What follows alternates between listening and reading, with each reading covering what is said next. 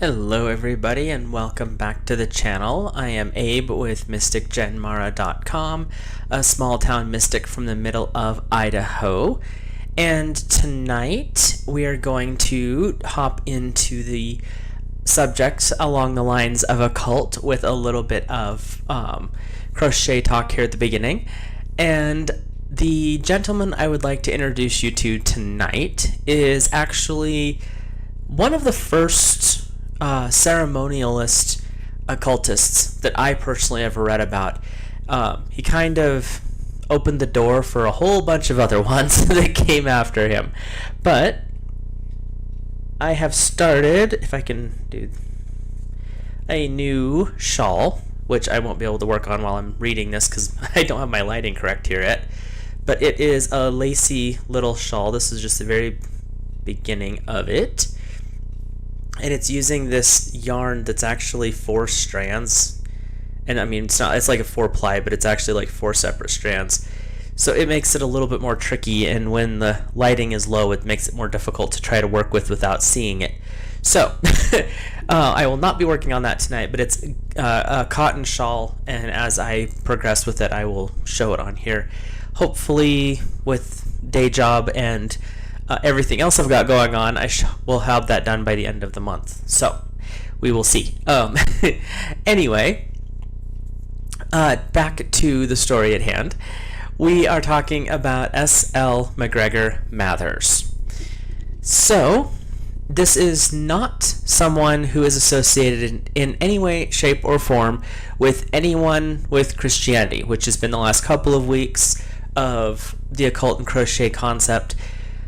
And those are fun, and I'll probably have a few more of those just because there's a lot of them that kind of cross over between mysticism, magic, and Christianity, and back and forth. But this particular gentleman is only in the occult. He is a magician.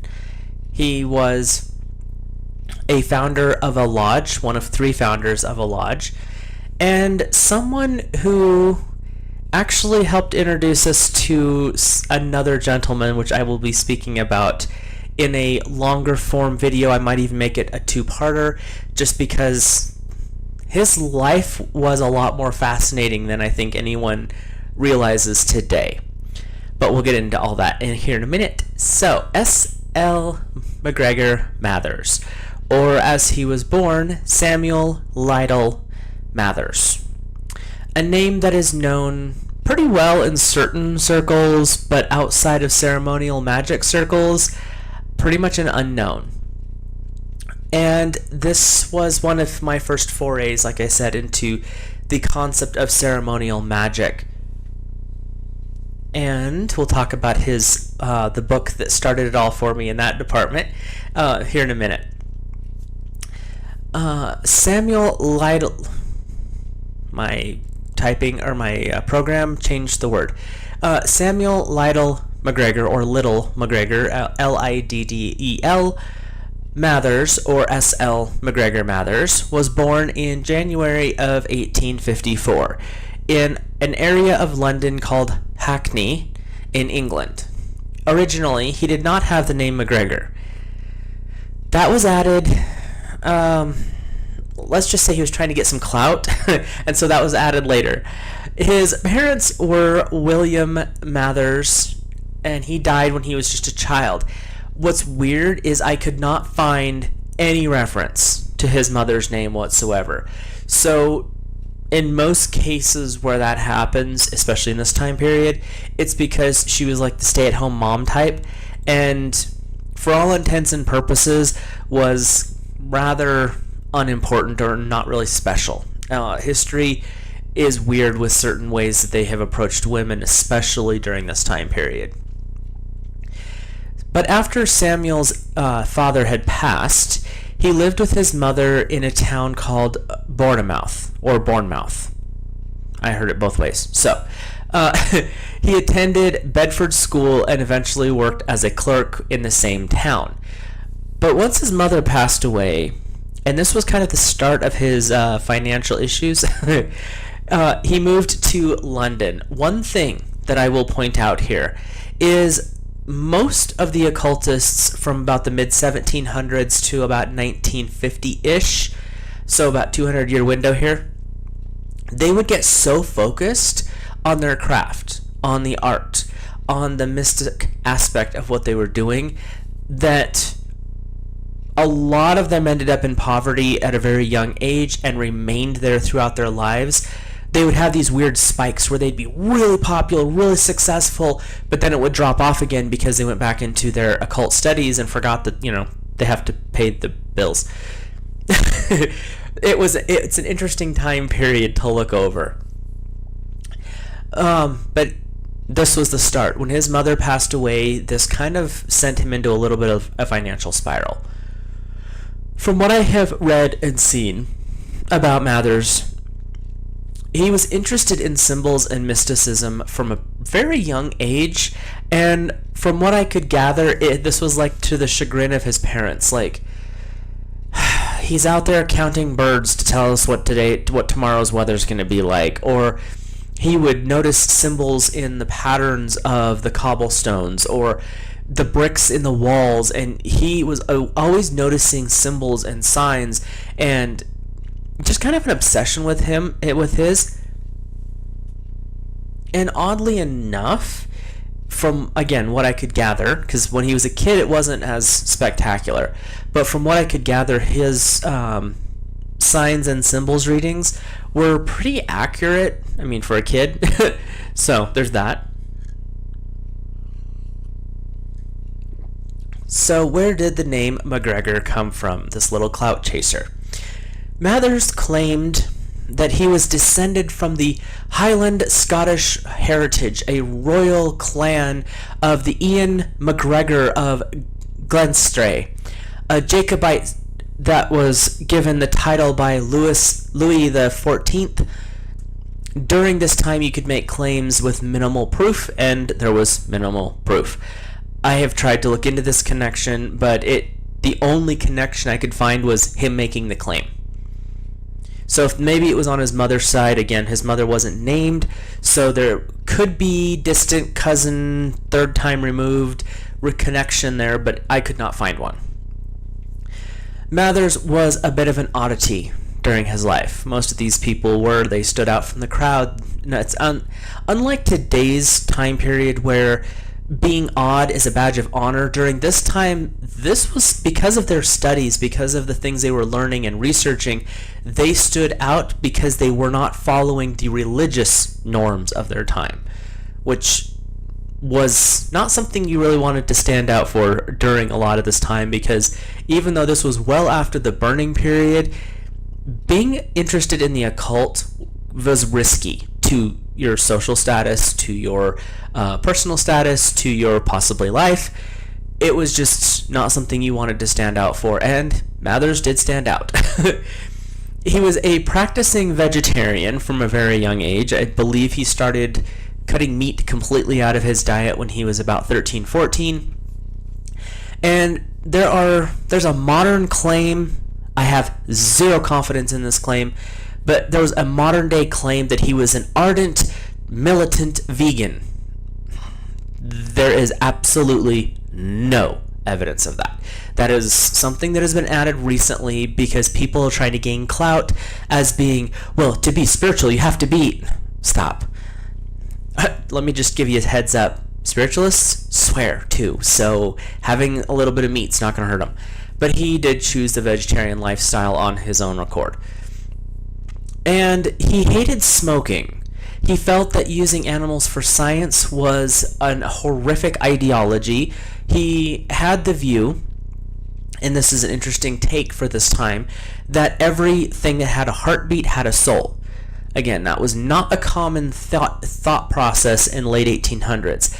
And during that time period, the reason his smoking thing was so weird was every gentleman smoked. You smoked a cigar, you smoked a pipe. Cigarettes were for the women. You didn't do those. But it was extremely common when you would go to a male friend's house or a couple's house to be offered a cigar after dinner. And to refuse that really made you the odd man out, and he didn't like smoking at all, in the slightest. So socially, that wasn't the greatest idea for him, but, he had his reasons. Mathers, though, was obsessed with magic. And this was an odd companion interest, because magic and mysticism held his attention to every degree. But there was one other thing that caught his attention, and to me this was an odd bedfellow for interests, and that was military and war theory and tactic.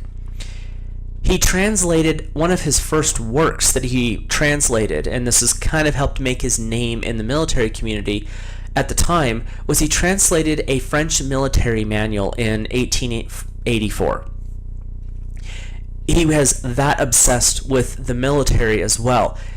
Again, military was secondary to his primary interest, which was mysticism and magic, but that was his other love.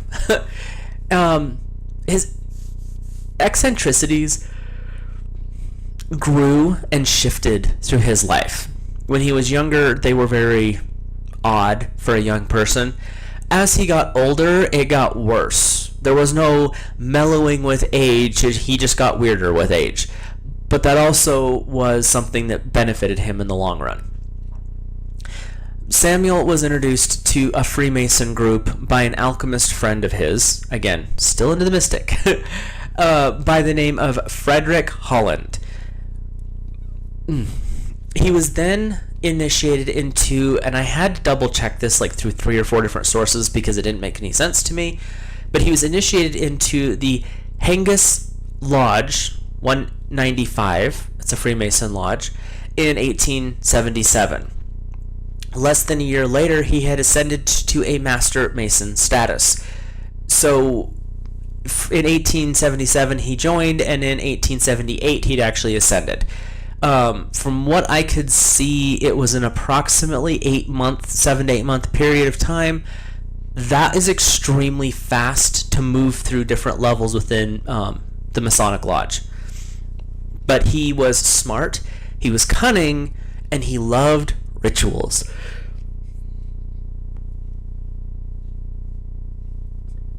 Sorry about that. Yeah, my work schedule's been a little weird lately. So, Mathers studied in Freemason's practices. And over time, because he was so obsessed with trying to understand the occult aspects of the Freemason rituals, it led him to the Societas... I apologize for how I'm going to murder this phrase. Societas Rosicruciana in Anglia, or SRIA. And he gained some fringe Masonic degrees through this school that was specific for Freemasons and mystics. He worked in and for the group, and in 1886 he was granted an honorary 8th degree within the group, which says a lot about how much knowledge he gained, but the fact that it was an honorary and not a practical means that they still didn't give him authority within the group, they just gave him the title, which was weird. He built himself up within this community, but again, as I mentioned before, he had some financial issues his entire life, and in 1903 he didn't repay a loan that he had taken out from one of the other members, and they chased him out of the group. You're a mystic, figure it out. The Masons didn't have his exclusive attention, though, in the mystic world. In 1891,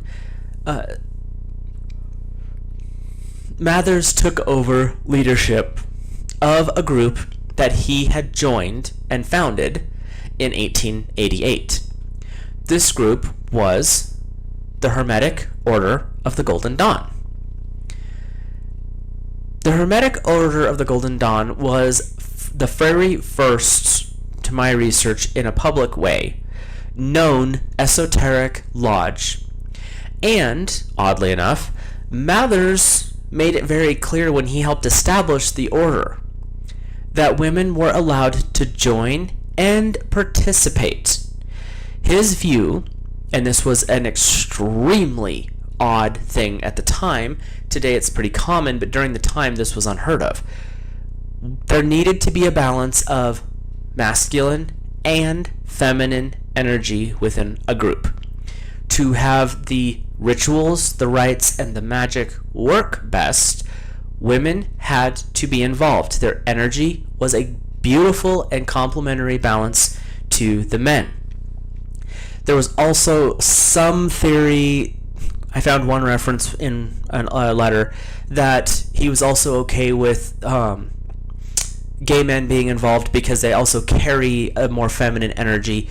Didn't say anything about lesbians. I have no idea, but that is something to think about. He took the position after the death of the former leader, who was also an amazing organizer and planner, and that was William Robert Woodman. Unfortunately, he was not meant to be in a position of leadership, and in 1900 he was kicked out of his own group. Again, it was a financial thing that got him kicked out again. Like, he just had a lot of financial issues over his life, which was kind of sad. I have a book in my hands there. Nope, that's not gonna work. Anyway, that didn't mean, though, and this was very specific, just because he was not in control of the group in our plane, he was not kicked out of the group in the spiritual plane. What do I mean? The secret brotherhood, which has been kind of tossed around in more modern times, but during this time, this was exclusive. Only certain people even had heard of this group. And it was a group of spiritual guides that led Mathers to connect with William Robert Woodman and what was the other guy's name? William Wynne Westcott was the other gentleman who helped the three of them develop the Golden Dawn, the whole thing. And when they basically ousted Mathers, the secret brotherhood rejected Westcott, wouldn't even talk to him, which was interesting to me. But they still talked to Mathers. They stayed in almost constant contact to the point where it was exhausting him at times through the rest of his life. There was just no getting away from them. They helped him understand a great many things. They led him to the manuscripts that he had translated that are attributed to him even today.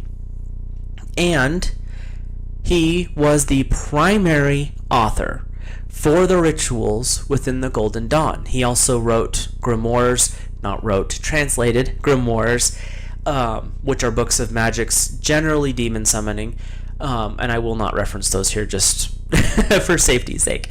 But he did a lot of this per the guidance of the Secret Brotherhood.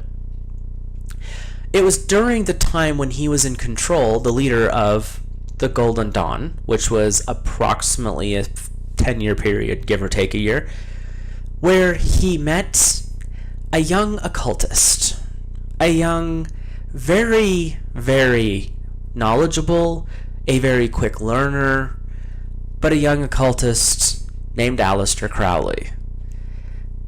I don't say it the other way, that's how I was learned to say it, so we'll go with that. Before Mathers' ouster from the lodge, though, and this was interesting, because there was an odd love-hate relationship between Crowley and Mathers for years. This wasn't a one-time thing. This was perpetual. Crowley sided with Mathers when they brought him up against the board of, whatever you want to call it, to kick him out of the lodge. Crowley also sided with Mathers against the British government, who were trying to say that Mathers was doing something subversive, possibly treasonous. He wasn't, but that was what a claim was made, because the people within the lodge really didn't like the fact that Mathers had exclusive connection to the secret brotherhood. there was a lot of hatred towards him about this, because it didn't matter what else they suggested as, we should try this ritual. If it didn't pass muster through the Brotherhood, through Mathers, it didn't happen in the group. There was no options there.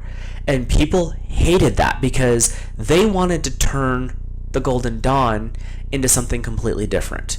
And Mathers had a specific, because of who he was connected to, a very specific path for the Golden Dawn.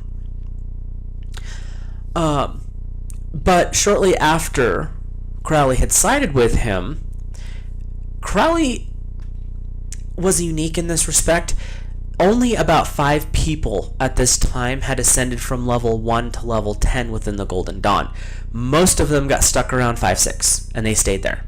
That's just as far as they could go, because the Golden Dawn's practice in occult and metaphysical studies, and I have went through, not in a lodge on a personal study basis, I've went through the first 5 levels, and the amount of knowledge that you have to gain just to understand the next level and to be able to pass the written tests, which actually did eventually get published, are so complex that it was referenced at the time, so late 1800s, as reaching the 10th degree in the Golden Dawn was the equivalent to having a master's or PhD level degree in occultism.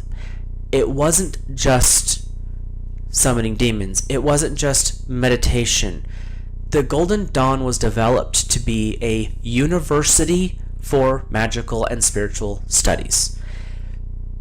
Crowley, for his age, I believe he went through the entire 10 levels in less than 3 years. And if memory serves, I didn't note this, I should have. He was about 25, 26 when he was done. And when he made a public walking away from the group, because the group had corrupted so bad, because Westcott was out of the picture, Woodman was out of the picture, and they were able to kick Mathers out of the group, then the group literally devolved into pure chaos. They didn't understand the foundations, and they perverted the lodge. So Crowley left. And he didn't walk away from Mathers, though. Even after Mathers was out, they stayed in contact for a while. And we'll get into a little bit more of that. I just wanted to make sure I had it in the right spot. But it was just around this time, late 1800s, when young Mathers, he was in his 30s-ish about this time, met and married a woman named Moina Bergson, sister of the philosopher Henry Bergson. Her name got shortened to Mina in a most modern writings, but originally it was Moina Bergson, and from when I looked it up, it's kind of like a Moina. I'm probably not saying that completely correctly because, again, some of these older names were difficult to say in our modern speaking, especially since I'm American and not, I believe she was Italian. So, there's that. Anyway, around this time he was introduced to another occultist, a very interesting woman. We'll talk about her later. But it was Helen Petrovna Blavatsky, the founder of the Theosophical Society. Blavatsky was trying to get Mathers to join her group and help her build it because she saw in him the ability to understand mystical knowledge, to be able to put it into a ritual form to teach. He politely refused. There was no bad blood, but it was just not something he was interested in. I honestly think that this secret brotherhood was like, she has her own mission in life, you have yours. So there was no bad blood. Like I said, it was just a simple, I'm not interested. So the same year that Mathers was kicked out of the Masons, though, moving ahead, in 1903, he really got frustrated with the fact that these people were not interested in magic and mysticism. So he was pretty much like, to heck with it, I'll make my own lodge. And the lodge Alpha et Omega was formed. The headquarters of the lodge was the Anathor Temple, and it was, I can't remember, I think he was in France during this time. And Mathers named himself the Archon Basilius. Why he couldn't pick a normal name, I don't know. I'm assuming that there was because he was really into numerology and symbols, there was some numerical pattern to this name in some forgotten language, but he, that was the name he chose for himself within the lodge. Samuel was classified as a polyglot. I had to look it up, didn't know what that word meant. It basically means that he spoke more than one language to a fluent extent. Today we have that pretty common, but back in the day, speaking one language was one thing, two was special. He spoke and was able to speak fluently, according to all the references that I could find. He fluently spoke British proper English, French, Latin, Greek, Hebrew, Gaelic, so there's a really weird out of the blue, but he also spoke Coptic. And through those multitude of languages that he spoke fluently, read, and understood, he translated many manuscripts. His most popular ones are the grimoires of Solomonic demonic magic, but he also translated a book that I've linked in the description, and it's linked for education, for reference purposes only. The book is called The Book of the Sacred Magic of Abramelin, get the reflection off of it, the Mage. This is a book discussing the development and connection to the holy guardian angel and the command of several demonic servants. The book's rituals are for the independently wealthy. Let me repeat that. The rituals within are for the independently wealthy, as it takes a better part of a year to complete. The tools are not cheap, and you must have an outbuilding that it can be dedicated and built for one specific purpose only. This was not something that the everyday person, even in that time, could complete.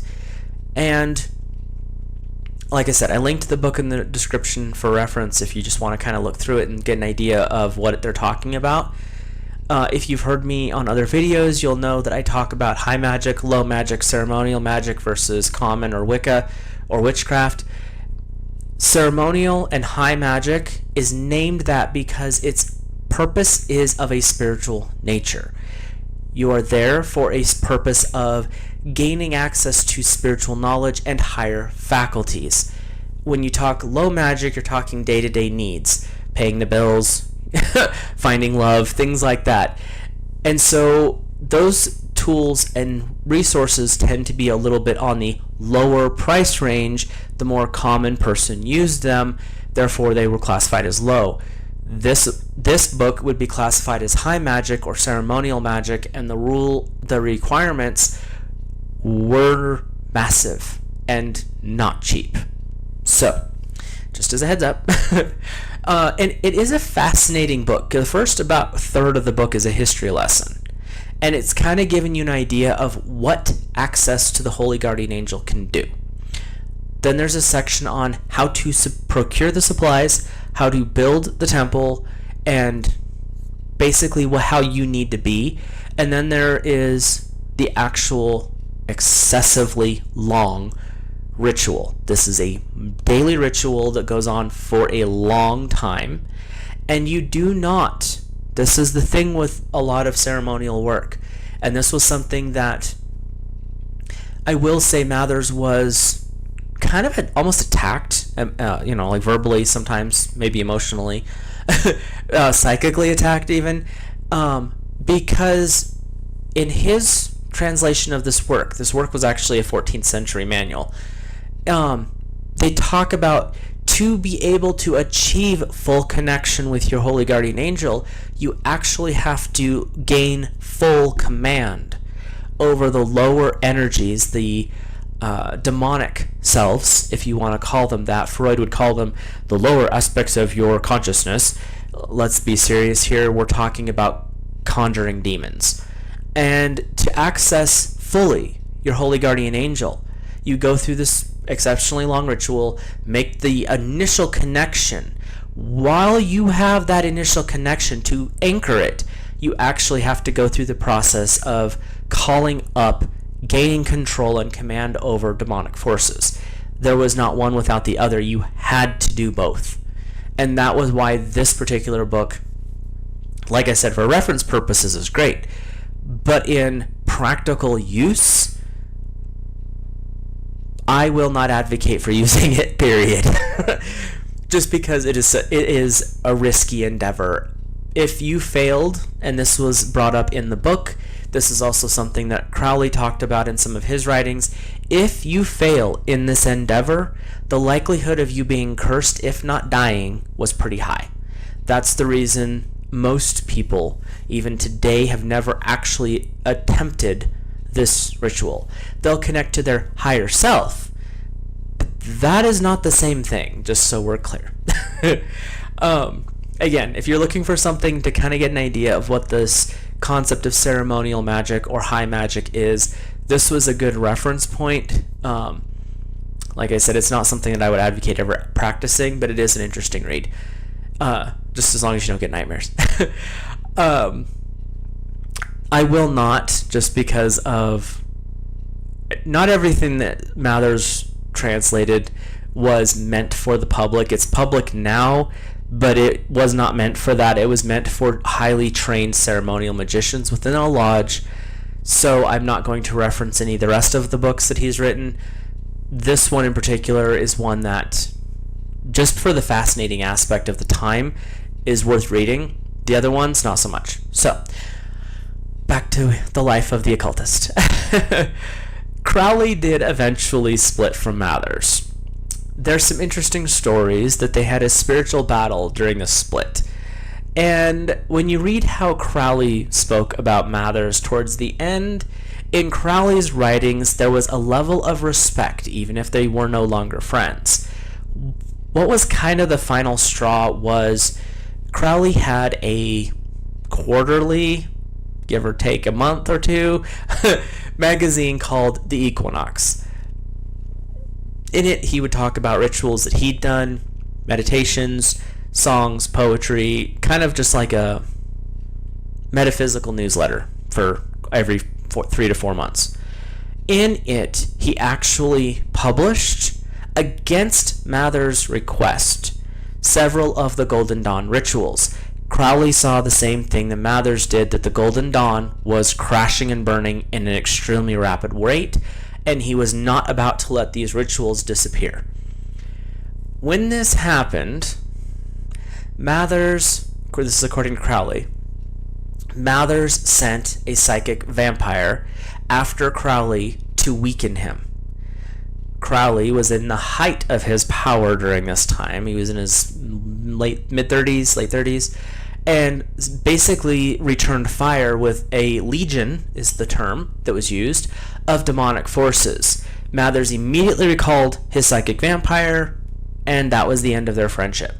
But when you read through some of the letters that Crowley wrote to other people talking about Mathers, there was still a great deal of respect there because of Mathers' connection to the secret brotherhood and his knowledge.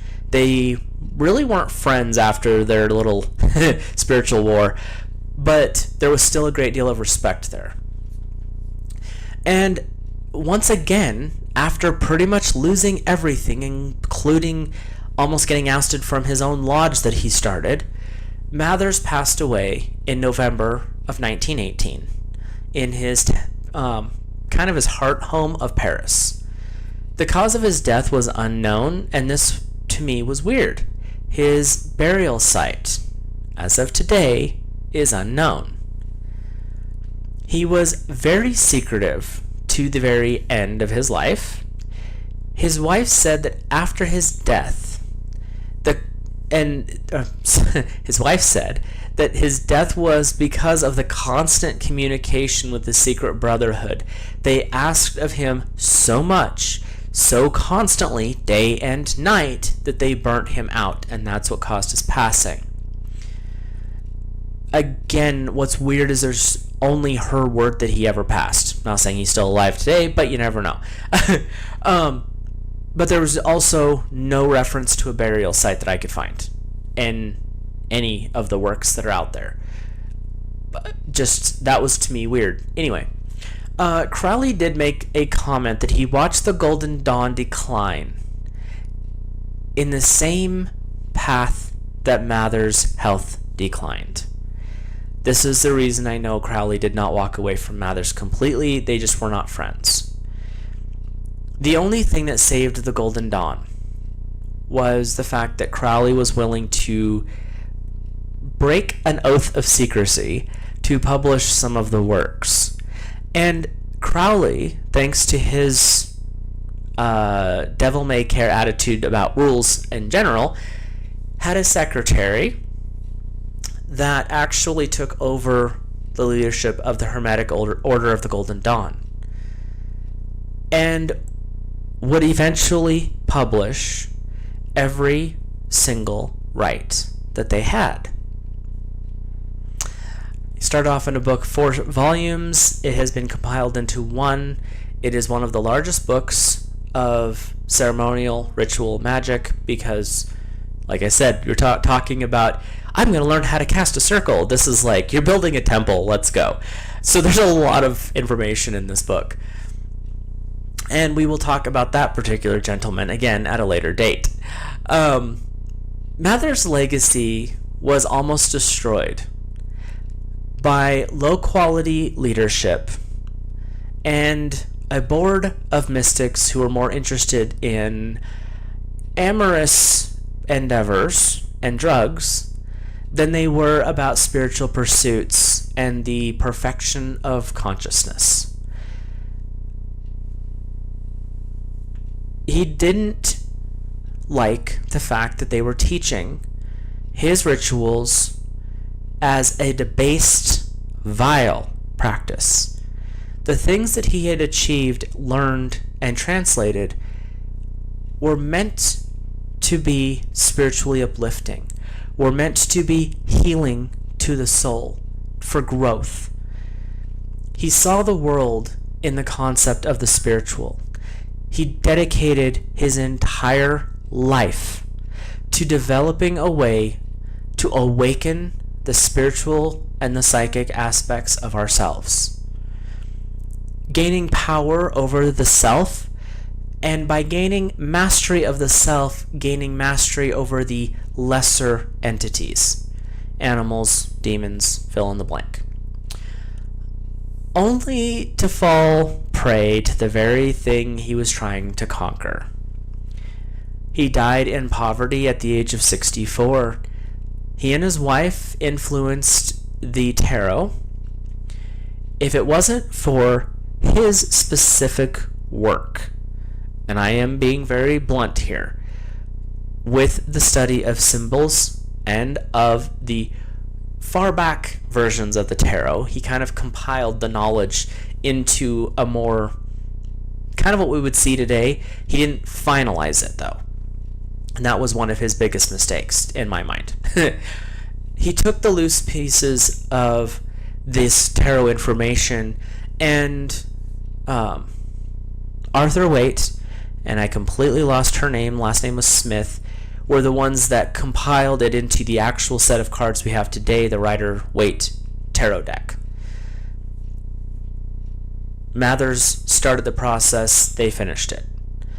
He took the pieces of Dr. John Dee and psychic Edward Kelly, psychic or scam artist, depends on who you talk to, but he took what John Dee was able to bring through. And he actually, and up until this point, the Enochian concept of magic was loose. No one understood it. anyone who tried to understand it went mad, and I'm not kidding. What was done with Enochian magic was so risky that most people wouldn't even have attempted it. Just trying to understand base concepts were mind-shattering, literally. But he was able to put it into a working system. He was really the first to make John Dee and Edward Kelly's work something that could be used for spiritual development. We'll talk about John Dee and Edward Kelly. That is a messed up little group of people. Oh my, yeah. We'll get to those guys. But that was an interesting group. But Mathers was able to see and understand with the guidance of the Secret Brotherhood, and that was brought into the practices of the Golden Dawn. Not to its fully developed state. That was done by someone else later. But he was able to bring the knowledge into the Golden Dawn's rituals.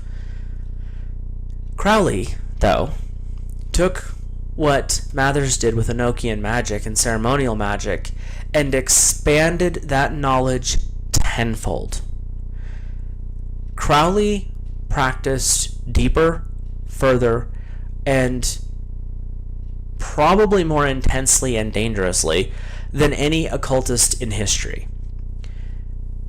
Mathers built a ladder. Crowley stood on the shoulders of Mathers and launched himself into the stars. Mathers was the first to make Enochian magic work.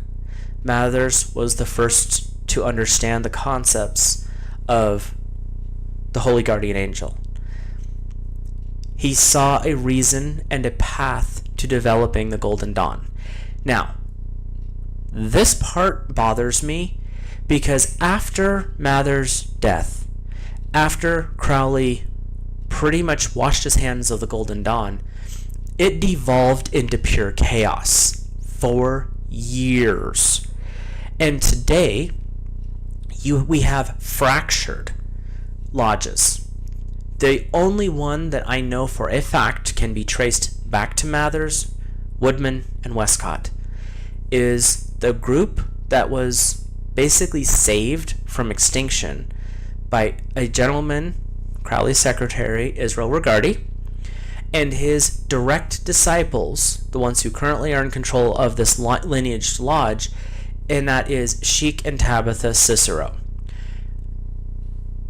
From my research, and this was something that I buried myself in for a lot of years, that is the true and honest Golden Dawn Lodge. There are like 4 others out there. One of them actually claims to be hermetic. It's not. It is a law of attraction scam group, and I don't like it. It really bothers me. The Golden Dawn only has 10 levels. They base it off of the Kabbalah. So it's the Tree of Life, the 10 Sephiras, /11. If you know, you know. But this other group that claims to be a Hermetic Order of the Golden Dawn, no, you're not, because you claim to have 25 levels. That's not true in any way, shape, or form. So, if you want to understand what it was that Mathers, Woodman, and Westcott built, Israel Regardie's work and Sheik and Tabitha Cicero's work are the direct lineage from Mathers. So, if you're interested in that, like I said, I'm going to talk about those guys later because the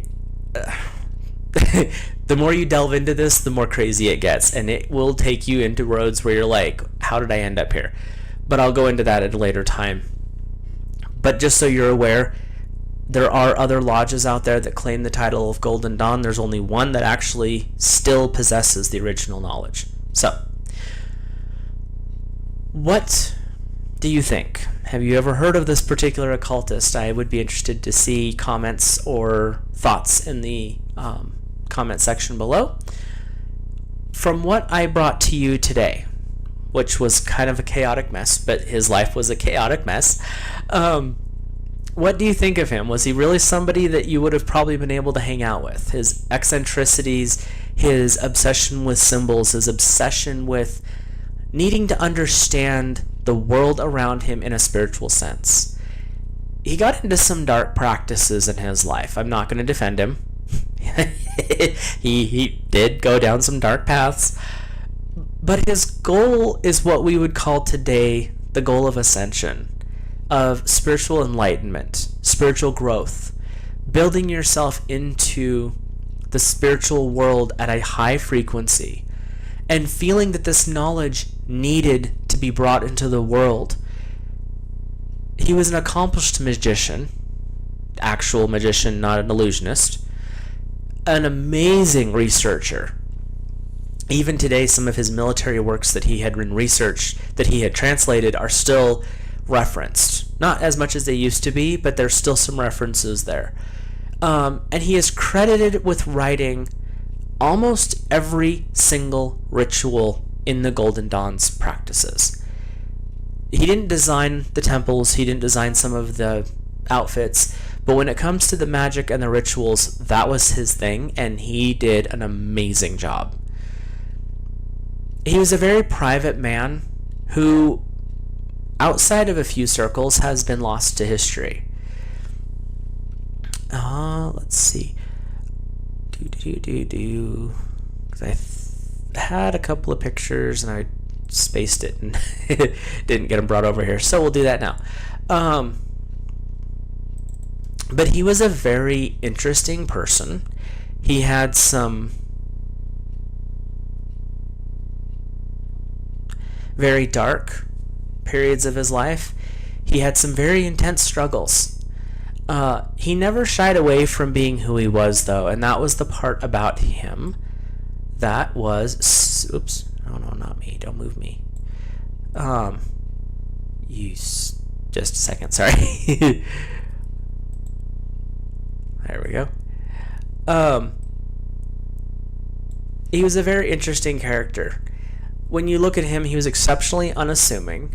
Didn't look like anybody, like, you just another person on the street. You would never have thought that this person, this quiet, mild-mannered young man, was also this gentleman in his Egyptian, semi-Egyptian, semi-Celtic garb, holding a wand in front of him that would actually later be developed fully into the lotus wand within the Golden Dawn. But it was things like that that set him apart, and people who knew him outside of the mystic practices thought he was weird by what he talked about, but if they ever saw him in his actual garb, they would have never spoken to him again because he was that unique. But if you were interested in kind of getting an idea of what he did, other than what I've described here, he was quite the magician. Like I said, the book of the Sacred Magic of Abramelin the Mage is a good reference point. It also shows from a 14th century, I believe it was French manuscript. He was able to bring this into a functional, understandable translation. And he did it, like I said, with other books as well. He did a treatise on the tarot, which I have not read yet, mainly because there's so many books on the tarot out there. But his was probably one of the first, because it was written before the Rider-Waite tarot was even a thing.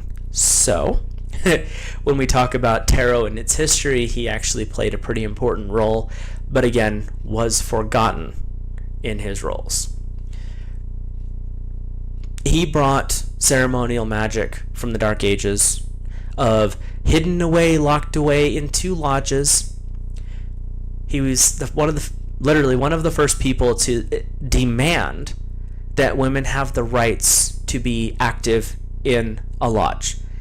Up until this point, no other lodge, whether it was the Masons, the Elks, fill in the blank, whoever, they were male exclusive. The Golden Dawn, under his guidance, was the very first one to allow women to be active, to be participants, and to be on equal footing with the men within the group.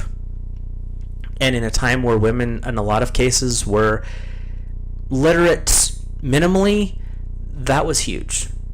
But if you have any questions or comments, please feel free to drop those in the comment section below. Even if it's criticisms, as long as we're respectful, that's all I ask for. If you enjoyed this video, please drop a like on it and subscribe if you want to see further content. My Mondays are basically biographies either of people or of metaphysical beings, like last week was leprechauns. And if you have any suggestions for future people you would like to know more about, or about metaphysical or mystic creatures that you've heard a little bit about and want to delve in deeper, let me know. Again, comments or otherwise. With that, we'll end the stream, and I will talk to you guys next Monday. There will be a video tomorrow. I don't think it's going to be a live stream. It depends on what my after work schedule looks like. It's been a little hectic lately. Anyway, I hope you guys have an awesome night. I hope you learned something tonight about this crazy occult world we live in, and I will talk to you in a future video.